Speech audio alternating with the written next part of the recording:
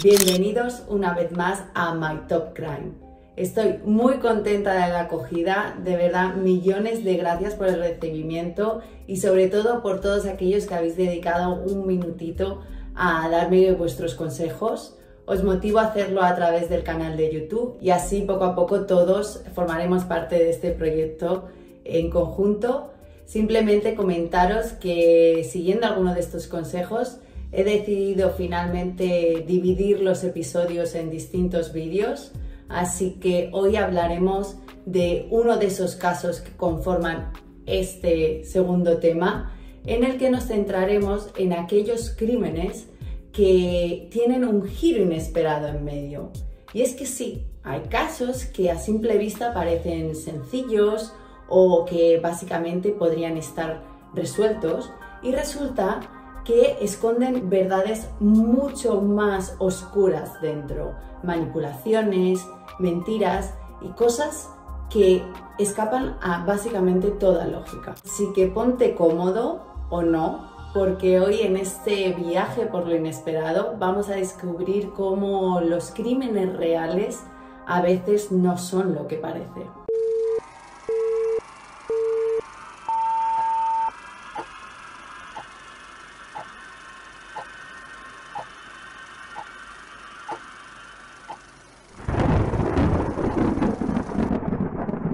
En el episodio de hoy te contaré la historia de una mujer que parecía tenerlo todo: belleza, inteligencia, una vida normal, pero que sin embargo murió sin saber su propia identidad.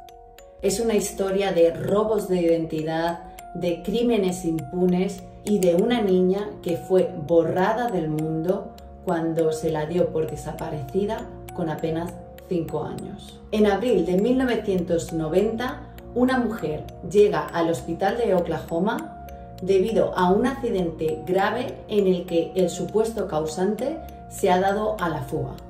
Esta mujer está embarazada de 8 meses y tiene a su cargo a un niño de 2 años llamado Michael y viene acompañada de un hombre que dice ser su esposo llamado Clarence Hughes. Esta mujer decía ser Tonya Hughes, pero lo que parecía un trágico accidente empieza a ser una historia un poco turbia y que llama la atención al personal del hospital. Y es que al ser ingresada en urgencias porque estaba en un estado realmente grave, se dieron cuenta que muchas de sus lesiones no eran producidas por el accidente, sino que hablaban de años de tortura y de un abuso crónico. Tenía cicatrices internas, tenía costillas fracturadas y curadas de lesiones anteriores y tenía también una serie de marcas que determinaban que había estado embarazada en varias ocasiones. Todo esto ya llamó la atención del personal y sobre todo había una enfermera que estaba un poco preocupada por la actitud del que decía ser su esposo. Días después no pueden hacer nada por su vida y fallece en el hospital, y es aquí cuando las autoridades intervienen intentando indagar un poco más en la situación legal del hijo llamado Michael. En este momento hacen una prueba de ADN y se dan cuenta de que el que dice ser el padre no es el padre.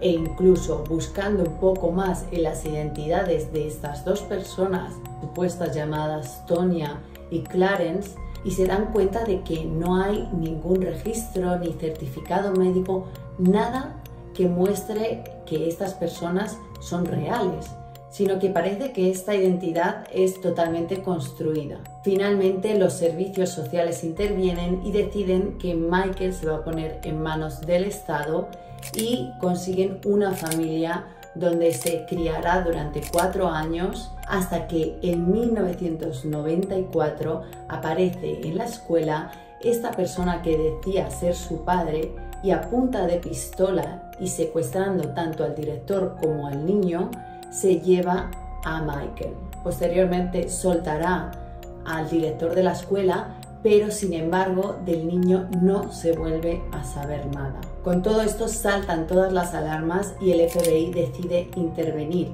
Y es aquí cuando descubren la auténtica identidad de esta persona. Y es que este hombre en realidad se llamaba Franklin Delano Floyd. Una persona con una vida criminal que desde joven había estado entrando y saliendo de correccionales y finalmente fue condenado por secuestro y violación de una mujer. Pasó varios años en la prisión y finalmente consiguió escapar de ella, y desde entonces ha llevado toda una vida de cambios de identidad y documentación falsa. Salta una alerta nacional y se le considera uno de los más buscados, finalmente siendo encontrado en Kentucky 2 meses después. Pero no sería hasta 2015 cuando confesó que el mismo día del secuestro había acabado con la vida de Michael con 2 disparos en la cabeza. A pesar de ello, nunca se encontró el cadáver del niño. Y aquí es donde empieza toda esa historia a desmembrarse. Y es que resulta que cuando se da la alerta y aparece la imagen de esta persona por todas las televisiones, una mujer llamada Jennifer Fisher en Georgia, de repente llama a la policía y dice que aquel que se está considerando Franklin Floyd y aquella persona a la que se llama Tonya Hughes, ella no les conoce por esa identidad. Y es que ella había ido a la secundaria con esa chica a la que conoció como Sharon Marshall. Y lo peor de todo es que para ella ese tal Franklin Floyd no era su esposo, sino su padre. Y es que resulta que esta mujer había coincidido con Sharon y de hecho eran básicamente mejores amigas, y decía que Sharon era una persona brillante, súper inteligente, que tenía muchísima ambición y quiso estudiar ingeniería espacial. Y así fue como consiguió una beca en Georgia Tech. Pero resulta que para este entonces Sharon queda embarazada de la pareja con la que se estaba viendo y el padre decide mudarse de Georgia e impedir que ella siga estudiando. Pero lo grave de todo esto es que ya para ese entonces Jennifer sentía que la relación con el padre no era normal. Resulta que había habido una ocasión en la que sus padres le habían dejado pasar la noche con Sharon y vivió un episodio que la traumatizó. Resulta que en un momento dado Sharon le enseñó la ropa íntima que le compraba a su padre, un poco subida de tono, y para este momento el padre entró con una pistola apuntando a las 2 niñas. Ella se quedó totalmente congelada, decidieron irse a dormir y más tarde el padre entraría en la habitación y abusaría sexual de la que supuestamente era su hija Sharon con su amiga en el mismo cuarto. Como decíamos, se mudan de Georgia y van a Tampa, Florida, y en este momento esta mujer pierde totalmente rastro con su amiga hasta años más tarde, que la verá en todas las televisiones. Durante el tiempo en Tampa, para sustentarse económicamente, Floyd decide que Sharon o Tonya va a trabajar como bailarina exótica en un club llamado Mom Venus. Pero para este entonces, intentando cambiar de identidad, lo que hace es casarse con ella registrando nuevos nombres. Y a pesar de llegar a este club como su supuesto esposo, las compañeras de Sharon empiezan a ver que la actitud de esta persona es un poco extraña. Será en este club donde Sharon o Tonya conocerá a Cheryl Comesso y se harán muy amigas. Cheryl era una mujer muy despampanante, muy lanzada y más mayor que Sharon, e incluso tuvo la valentía de un par de veces enfrentarse a Frank para decirle que la forma que estaba tratando y el control que tenía sobre su esposa no era justo o normal. Y esto la llevó a que en un momento tuviese un altercado con esta persona y delante de todo el mundo Frank golpeó a Cheryl. Y es que resulta que de repente en 1989 Cheryl desaparece. Y en este momento Frank decide que es otra vez momento de mudarse. Dejan todo detrás y sorprendentemente la casa rodante donde vivían se incendia. Pero no sería hasta 1995 que se encuentran los restos óseos de Cheryl. Y es que se encuentran en unas tierras abandonadas que habían sido propiedad de Frank. Y resulta que lo más desconcertante de todo esto es que en estas tierras encontrarían una furgoneta que en la parte de abajo tenía un sobre con 97 fotos que sería la pista final para desmembrar todo este caso. Y es que si no os parecía que este caso ya tuviese suficientes giros, aquí vienen todavía cosas más sorprendentes. Resulta que entre estas fotos había unas que pertenecían a un cuerpo cuyas lesiones eran idénticas a las que tenían los restos óseos de Cheryl, por lo que se pudo determinar que el asesino de Cheryl Comesso había sido Frank. Pero es que había muchas fotos de una niña muy pequeña siendo maltratada, abusada, golpeada. Pero es que hubo algo que llamó muchísimo la atención de las autoridades, y es que resulta que esta niña se parecía mucho a la que aparecía en una foto que Frank había usado durante el funeral de Tonya. Y es que el propio Frank fue el que dijo que esa foto era de Tonya cuando era joven, pero es que esa chica era la misma que aparecía en las fotos siendo torturada por él mismo. Y es que había algo en esta foto que Frank usó en el funeral que realmente intrigaba a los forenses y a los investigadores, y era la expresión de esa niña, porque esa niña tenía una cara de tristeza y de depresión, tenía miedo. Entonces no se entendía cómo una supuesta foto de padre e hija la niña pudiese tener esta expresión.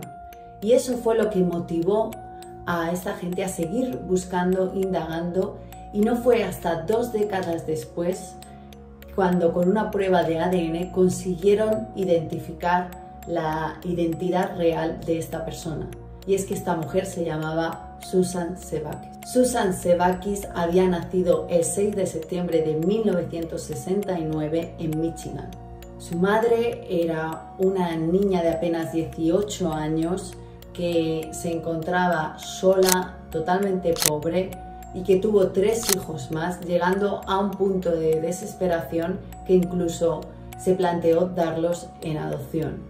En esta situación de vulnerabilidad conocerá a una persona que dice llamarse Brandon Williams, pero que realmente será Frank Floyd, un criminal, como ya habíamos hablado, con toda una historia de delitos. Y es que en este momento Frank la convence para casarse muy rápidamente, y será cuando Sandy está en la cárcel por un delito menor cuando aprovechará para secuestrar a sus 4 hijos, simplemente interesado en Susan, quien en ese momento tenía 5 años. Finalmente abandonará a los otros 3 en un orfanato, y lo más fuerte es que 2 de ellos se encontraron, pero el bebé estuvo desaparecido hasta 2019, cuando toda esta historia empieza a desmembrarse, y es él quien se dirige a las autoridades creyendo ser Philip, y finalmente será verificado que así. Pero como ya decimos, finalmente él decidió quedarse con Susan y empezar a vivir este estilo de vida cubierto por una idea de familia que evidentemente no era. Lo que sí me gustaría es que intentásemos un poco hacer un ejercicio y ponernos en la situación de una niña que con 5 años ha sido secuestrada y quitada de su familia con un extraño que ya lo estaba expresando su cara en esa foto, pero que luego ha nacido creyendo que esa era la idea de familia. Por eso Susan, a pesar de tener ya cierta edad, nunca escapó.